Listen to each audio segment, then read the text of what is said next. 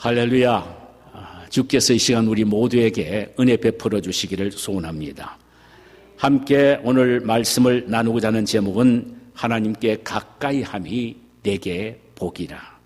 본문은 시편 73편 16절에서 28절입니다. 여러분은 신앙생활을 하시면서 가장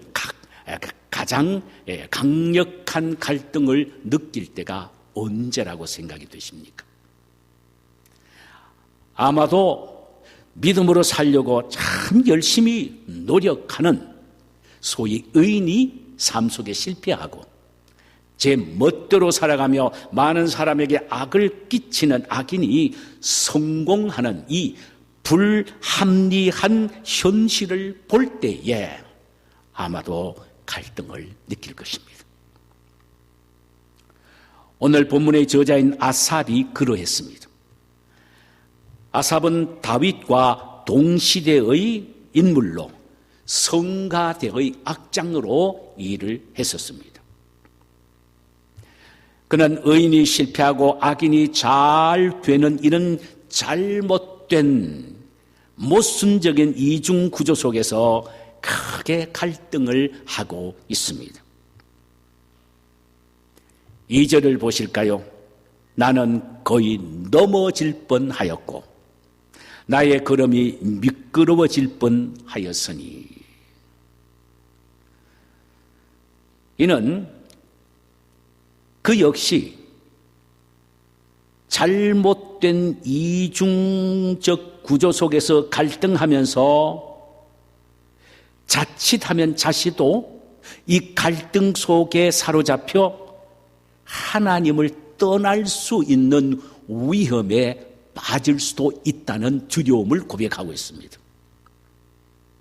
3절에는 이는 내가 악인의 형통함을 보고 오만한 자를 질시하였음이로다. 더 나아가서 그는 악인이 잘되고 형통하는 것을 보고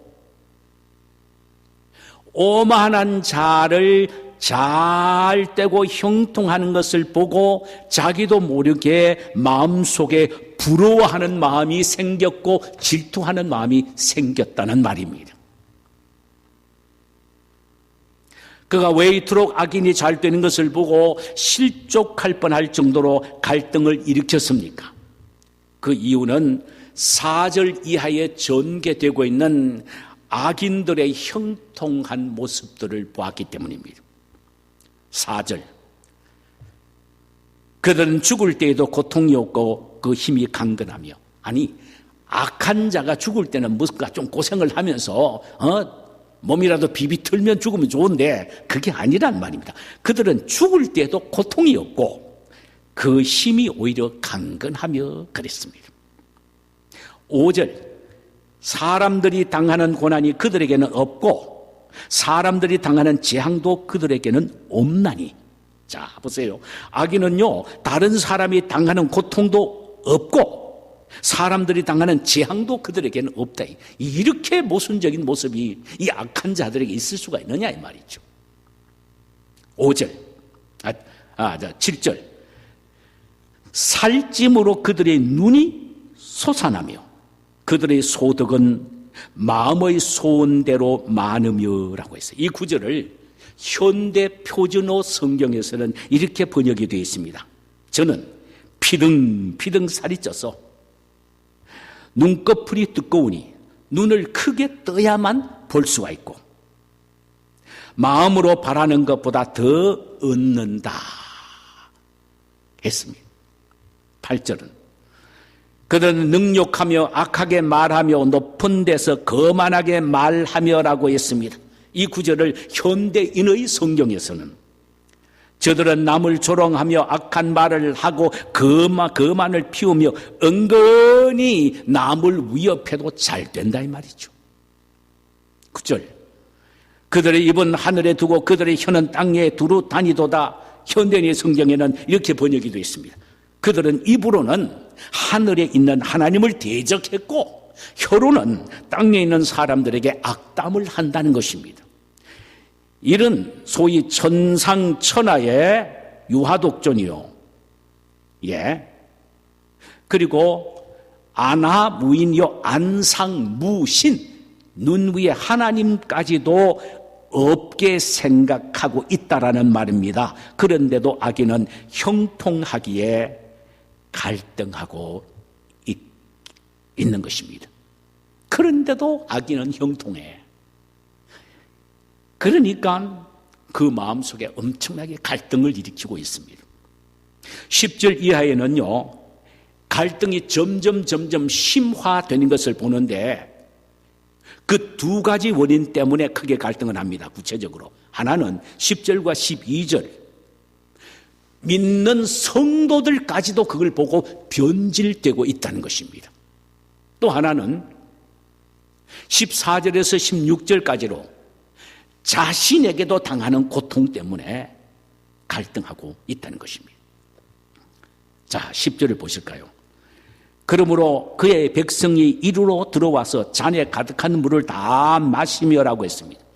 이 구절을 표준어 성경에서는 이렇게 번역이 되어 있습니다. 하나님의 자녀들만이라도 제대로 서야 할 텐데 그들마저도 저들에게 돌아서서 물을 들이키듯 저들의 악에 동참하고 있다는 것입니다. 그러니까 더 갈등을 일으키는 거예요. 11절에 말하기를 하나님이 어찌 알랴 지존자에게 지식이 있으려 하는도다. 이를 현대인의 성경에서는 가장 높으신 하나님이라 할지라도 세상 구석구석에서 일어나는 일을 어찌 다 알 수 있단 말인가? 이렇게 번역이 되어 있습니다.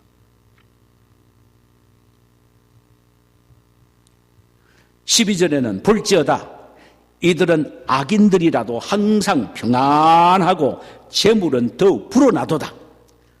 현대인의 성경에서는 이 악인들을 보아라. 이들은 언제나 편안한 생활을 하고 그들의 재산은 날로 늘어만 가느니라.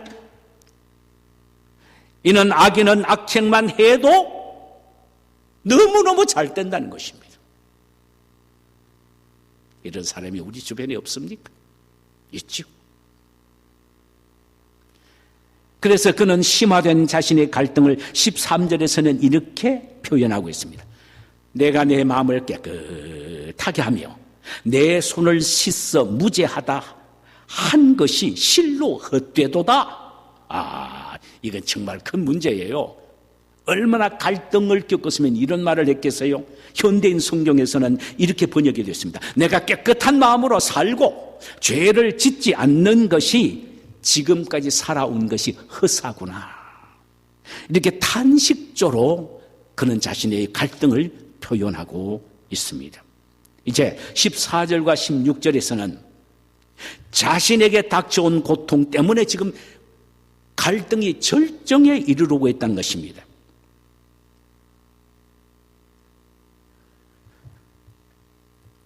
14절 보니까 나는 종일 재난을 당하며 아침마다 징벌을 받았도다. 참 이 재미있는 표현입니다. 하나님은 악인은 큰 죄를 범하고 살아도 형통하도록 내버려 두시는데 하나님의 자녀인 나는 작은 죄를 범해도 그걸 징계를 하시는데 아침마다 징계를 하신다는 겁니다. 아주 눈 뜨고 못 보시고 계신다는 겁니다. 어떻게 이럴 수가 있느냐 이 말이죠. 악인들이 악한 모습을 보고 밤만 눈을 떠도 더 크게 보일 텐데 그러진 안 하고 나에게 그냥 조그마한 것까지도 눈을 부릅뜨고 보시면서 그것을 찾아내어서 아침부터 나를 징계하신다는 것입니다. 15절 내가 만일 스스로 이르기를 내가 그들처럼 말하리라 하였더라면 나는 주의 아들들의 세대에 대하여 악행을 행하였으리라.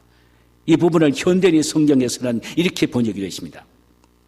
내가 만일 이런 것을 말했더라면 주의 백성들의 반역자가 되었을 것이다. 이 말이 무슨 말이냐면은 악한 자는 악을 행해도 하나님은 잘 되도록 내버려 두시고 하나님의 자녀인 나는 작은 일을 잘못을 해도 크게 눈을 부릅뜨고 아침부터 나를 징계하시는데 어떻게 내가 이 하나님을 신뢰할 수 있단 말인가 라는 말을 내가 만약에 다른 사람에게 했더라면 나는 영적인 반역자가 되었을 것이다. 참았다 이 말이죠. 그 갈등 속에서도 그는 참았다 이 말이죠.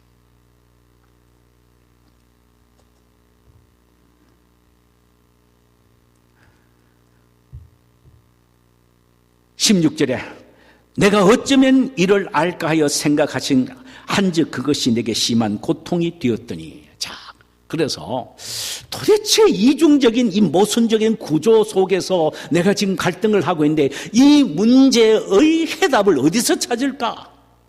왜 하나님은 악한 자가 잘 되는 것을 그대로 보고만 계시고 하나님을 믿는 선한 하나님의 자녀들의 작은 것까지도 끄집어내어서 아침마다 징계를 하시는가? 도대체 원인이 뭔가? 내가 이것을 고민하면서 찾아본다 이 말입니다. 이 부분을 표준어 번역 성경에서는 내가 이 설킨 문제를 풀려고 깊이 생각해 보았으나 내가 풀기 어려웠다.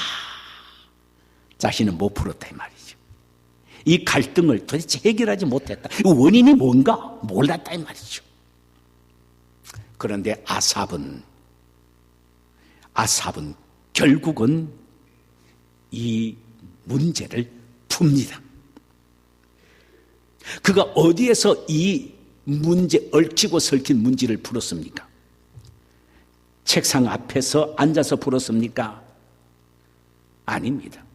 그럼 서기관들이 모인 토론장에서 풀었습니까? 그것도 아닙니다. 하나님의 성소에서 풀었습니다. 하나님의 성소에서 풀었습니다. 그의 영적 지각이 대변혁이 일어난 곳은 성소였습니다. 영안이 열려서 하나님의 계획과 뜻을 깨닫고 발견하고 볼 수 있었던 곳도 성소였습니다. 7절을 함께 읽어보실까요? 하나님의 성소에 들어갈 때에야 그들의 종말을 내가 깨닫나이다. 현대인의 성경에서는 내가 성소에 들어갔을 때에 악인들의 최후가 어떻게 될 것인가를 깨닫게 되었다 이 말이죠.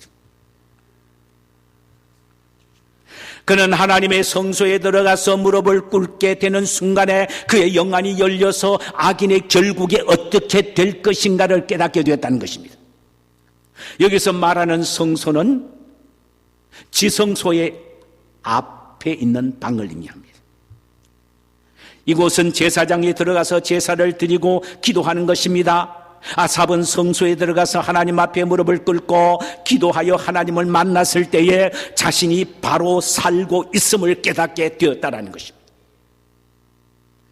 그리고는 하나님께서 악인들에게 마지막에 내리실 하나님의 계획을 보고 그 음성을 듣게 된 것입니다. 그 내용이 오늘 18절과 19절입니다. 자, 18절 19절입니다.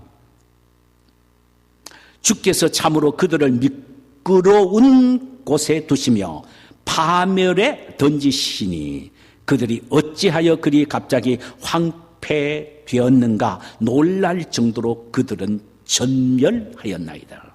이 부분이 현대인 성경에는 이렇게 번역이 되었습니다. 주께서 그들을 미끄러운 곳에 두셔서 파멸에 밀어 넣으심으로 그들이 순식간에 멸망하여 끔찍한 종말에 이르릅니다. 지금은 잘 된 것 같지만은 아주 하나님은 그들을 미끄러운 곳에서 들어서 살짝만 밀어버려도 완전히 파멸되는 그런 종말을 맞게 된다는 것을 깨닫게 되었다 이 말이에요. 20절에는 주여 사람이 깬 후에는 꿈을 무시함같이 주께서 깨신 후에 저의 형상을 멸시하시리이다. 이 부분을 현대인 성경에서는 그들은 아침이 되면 사라지는 꿈같이 사라집니다. 그렇게 잘 되는 것 같고 천지를 다 얻는 것처럼 큰 소리 꽁꽁 치면서 대부호처럼 살아도 아침에 딱 눈을 뜨자마자 끝난다 이 말이죠. 끝난다. 그들의 부와 영광은 꿈과 같이 사라져버린다는 겁니다.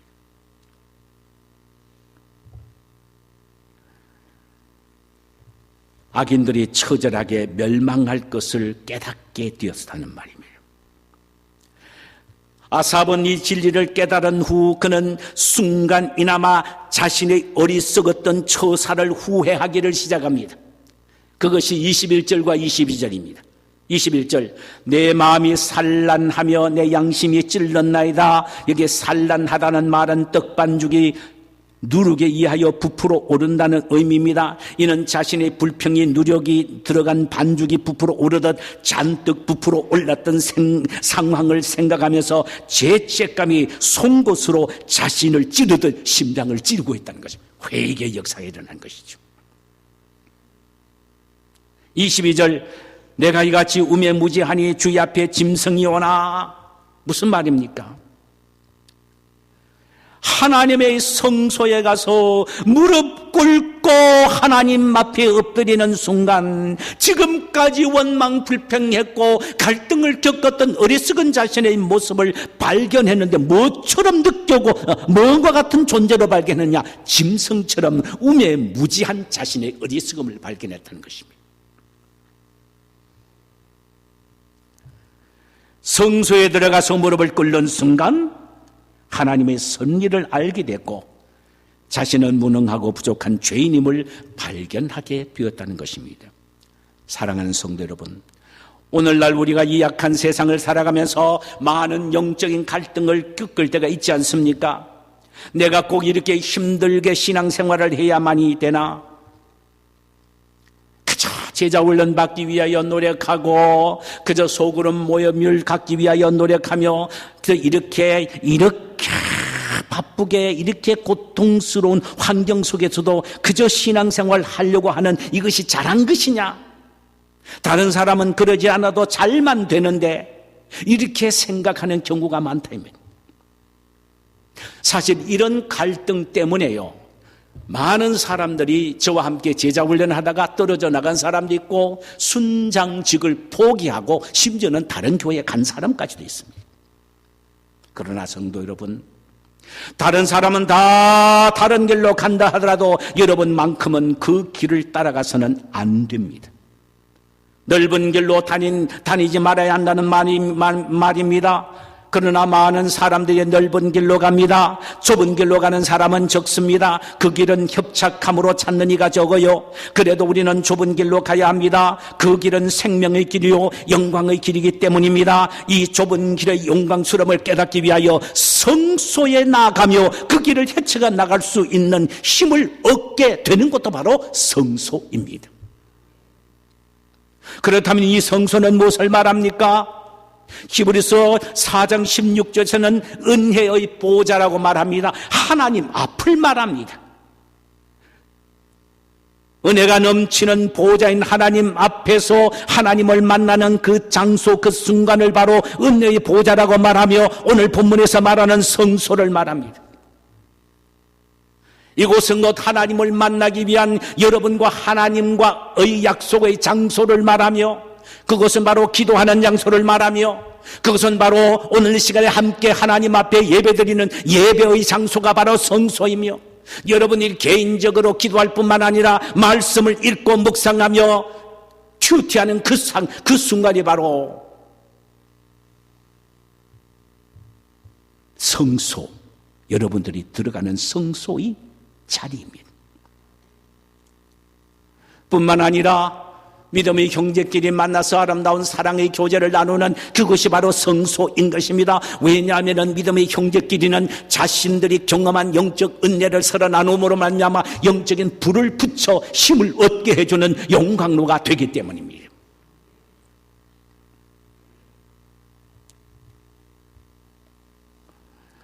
아삽은 하나님의 성소에서 악인을 다루시는 하나님의 섭리를 깨닫고 의인의 좁은 길이야말로 하나님께 가까이 하는 축복의 길임을 28절에서 다음과 같이 말합니다.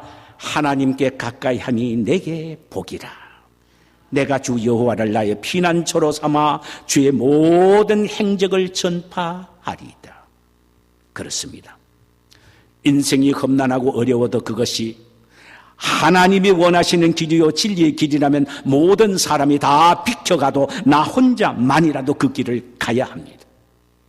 그 길이 하나님을 가까이 하는 길이요, 그 길이 바로 복된 길이기 때문입니다. 세상의 모든 것 다 가져도 하나님에게서 멀어지면은, 하나님에게서 멀리 떠나가면 그것은 곧 지옥이요 고통인 것입니다. 여기 하나님을 가까이 한다는 말은 더욱 하나님 앞에 가까이 나가기 위하여 노력한다는 말이며, 주님의 말씀을 사모한다는 말씀이며, 주님의 말씀대로 순종하려고 몸부림을 치는 것이 바로 하나님께 가까이 하는 것이고, 그분을 만나서 더욱더 깊이 영적으로 경험하기 위하여 애쓰는, 바로 이것이 하나님께 가까이 하는 일입니다.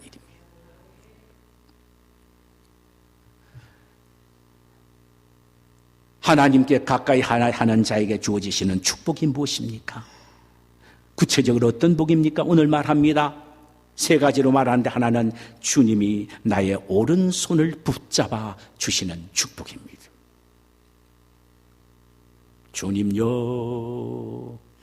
이 손을 꼭 잡고 가소서. 약하고 피곤한 이 몸을 폭풍우 흑암소 해치사 빛으로 손잡고 날 인도하소서.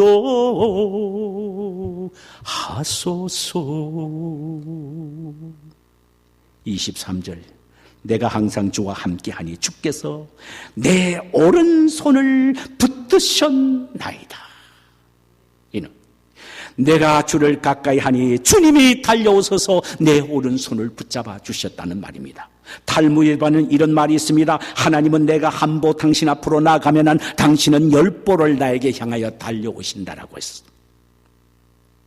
우리가 인생길을 걸어가는데 주님이 우리의 손을 잡고 가신다면 아무리 피곤하고 힘들어도, 심지어 인생의 폭풍우를 만난다 해도 우리는 결코 실족하지 않을 것입니다. 그 어떤 악한 자도 우리를 넘어뜨리거나 쓰러뜨릴 수가 없습니다. 이사야서 41장 12절에서 이 사실에 대해서 이사야 선지자는 이렇게 말을 했습니다. 내가 찾아도 너와 싸우던 자들을 만나지 못할 것이요, 너를 치는 자들이 아무것도 아닌 것처럼 될 것이며 허무하게 될 것이니라. 이는 나 여호와 너의 하나님이 내 오른손을 붙잡고 내게 이르기를 두려워하지 말라, 내가 너를 도울 것임이니라. 할렐루야. 하나님이 가까이 하시면은요, 하나님이 내게 오셔서 내 오른손을 붙잡고 도와주시기에 나와 싸우는 자, 나를 치려고 노력하는 자들은 허무하게 된다는 것입니다. 여러분, 하나님이 여러분의 오른손을 굳게 잡고 여러분의 인생길을 함께 걸어가시는 특별한 은혜를 받고 싶으십니까? 하나님께 가까이 하십시오. 힘들면 힘들수록 더욱더 가까이 하십시오.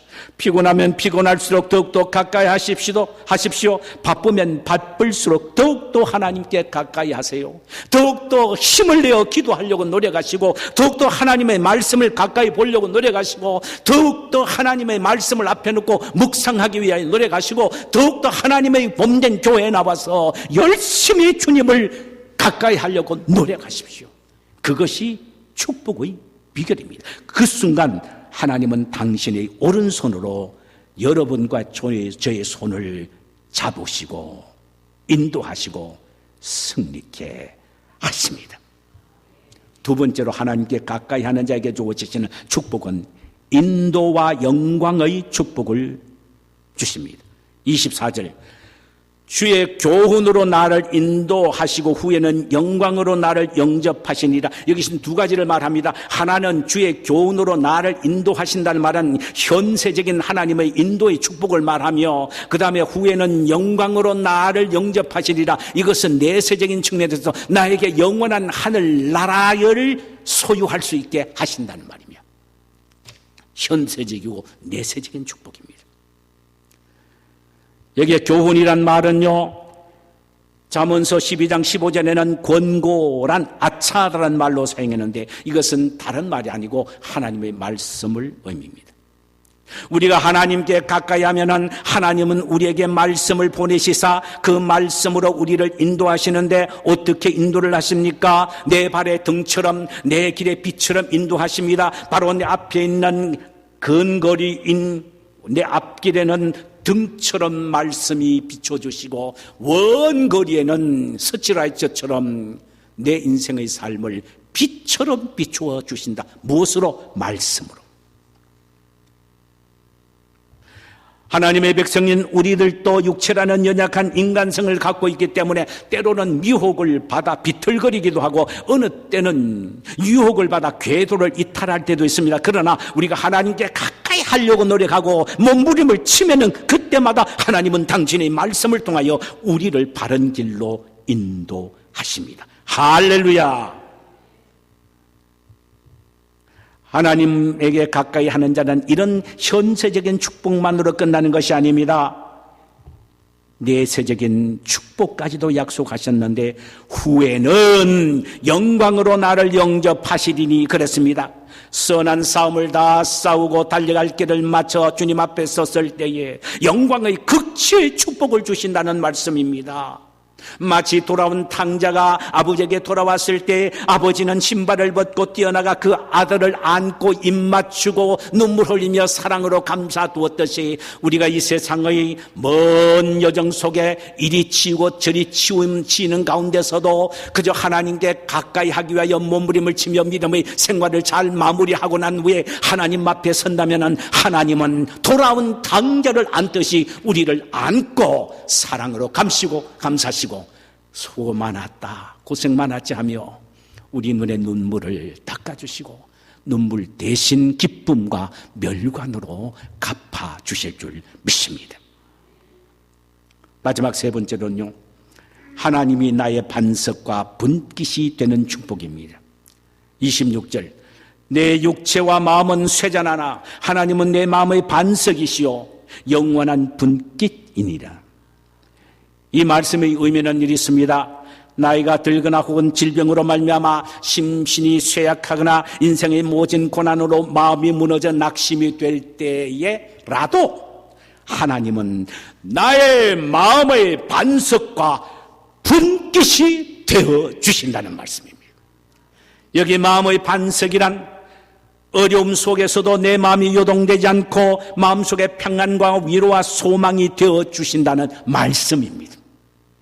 어려움 속에서 하나님이 나의 마음의 평안과 위로와 소망이 되어 주신다. 이것이 바로 하나님이 내 반석이라는 말입니다. 분깃이란 말은 하나님이 친히 나에게 자신이 기업이 되어 주신다는 말입니다. 세상 사람은 작은 기업을 가지고 의시되고 자랑하고 목에 힘주고 다닙니다마는 믿는 하나님의 자녀에게는 누가 분깃입니까? 하나님이 분깃입니다. 그러므로 하나님을 가지고 있는 것은 모든 것을 다 가지고 있는 것이 됩니다. 이 얼마나 크고 영광스러운 축복입니까? 어떤 주인이 나이가 많이 들어서 죽게 되었습니다. 그에게는 외동 아들 하나가 있었는데 어릴 때부터 집을 나갔습니다. 돌아오질 않았습니다. 죽기 전에 자신의 재산을 상속해 주고 싶으나 상속받을 아들이 돌아오지 않으니까 얼마나 안타깝습니까? 그런데 그 집에는 아주 꾀가 많은 종이 하나가 있었습니다. 자신이 죽고 나면 이 종이 서류를 위조해서 얼마든지 자신의 재산으로 가로챌 수 있을 것으로 알고 이 주인이 고민을 하다가 마지막에 묘한 묘책 하나를 떠올립니다. 그것은 그 종 앞에서 모든 재산을 종에게 물려주겠다는 유서를 남기는 겁니다. 나의 모든 재산은 내 종에게 물려준다. 그러나 나의 종은 내 아들의 종이 된다. 무슨 말씀 이해하십니까? 나의 모든 재산은 나의 종에게 내가 지금 물려준다. 그런데 나의 종은 내 아들의 종으로 물려준다.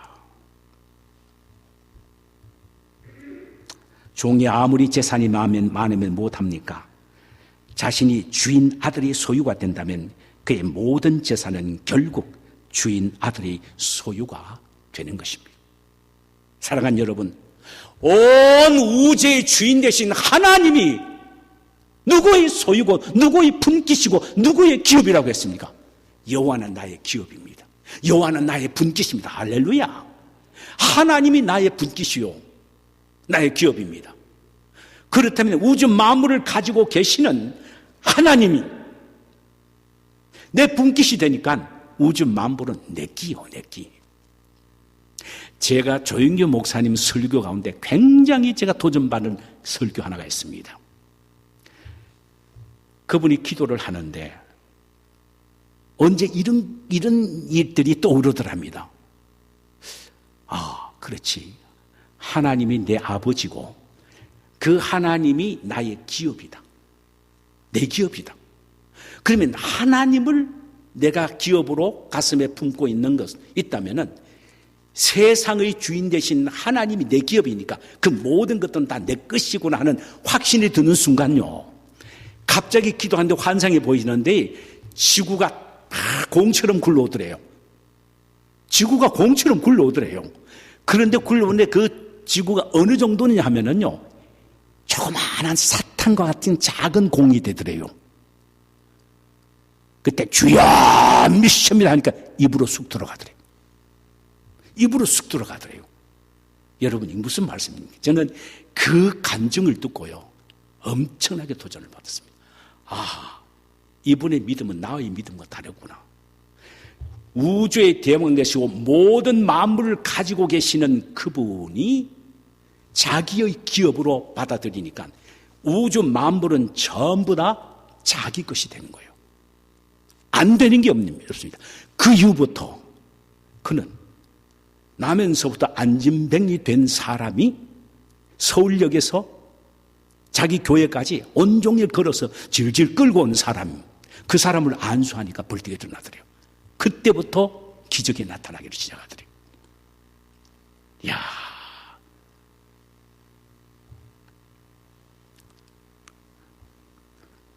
이렇게 제가 말씀을 드린다고 했어요. 왜 목사님에게는 그렇게 그런 역사 안 일어납니까? 그렇게 말은 하지 마소. 이야, 제가 그분보다는 믿음이 약해서 그런 모양이죠. 그러나 여러분 보세요. 우주의 대왕 되신 하나님이 내 기업이 되신다. 그렇다면 우주 만물이 모든 것이 누구 끼냐? 내 끼라 이 말이야. 내 끼라. 아멘입니까? 아멘입니까? 할렐루야.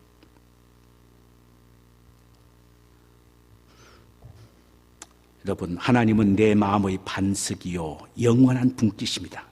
잠깐만 있다가 내 속에서 떠나실 분이 아니라 나의 영원한 분깃입니다. 내가 병들고 실패하면 나의 친한 친구도 심지어 부모 자식들도 냉대하는 삭막한 이 세상입니다. 그런데 하나님이 우리의 마음의 의지가 되시고 내 마음의 소망과 평안을 주실 뿐만 아니라 일시적인 분깃이 아니라 영원한 분깃이 된다면 어찌 하나님을 우리가 가까이 하지 아니할 수가 있겠습니까?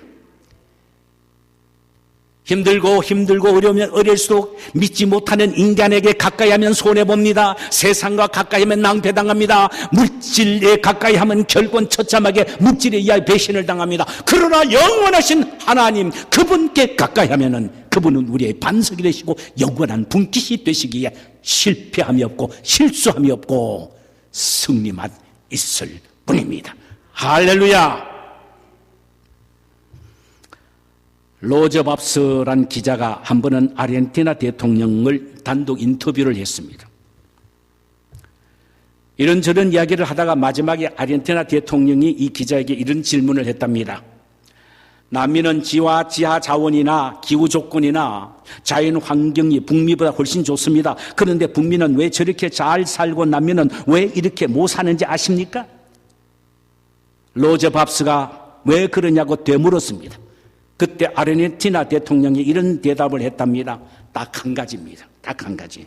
남미는 스페인 사람들이 황금을 추구하기 위하여 왔고, 북미는 청교도들이 하나님을 찾아서 왔고, 신앙의 자유를 찾아서 왔습니다. 전혀 목적이 다르고 삶의 내용이 다릅니다. 그러니 북미가 잘 살 수밖에 없지요 하더랍니다. 여러분은 혹시 황금을 캐기 위하여 미국 오시지 않았습니까? 그렇지 않으면 영적인 고독을 찾아서 오셨습니까? 영적으로 고독한 자가 하나님을 가까이 하고자 하는 열망을 가슴에 안고 있는 사람입니다. 영적으로 고독한 자가 우리 모두가 되어야 합니다. 하나님을 가까이 함이 내게 복이라는 이 진리의 말씀을 마음속 깊이 새기십시다. 그분은 진정 우리의 복이 되십니다. 그분은 나의 오른손을 붙잡아 주시고 인도와 영광의 복을 주십니다. 반석과 분깃이 되어주시는 것입니다.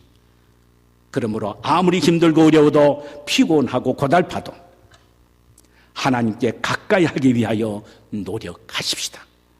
그것이 우리가 이 세상이나 내세에 하나님의 복을 받는 귀한 축복의 지름길이기 때문입니다. 이런 축복을 우리 모두가 받아 누리게 되시기를 주님의 이름으로 축원합니다.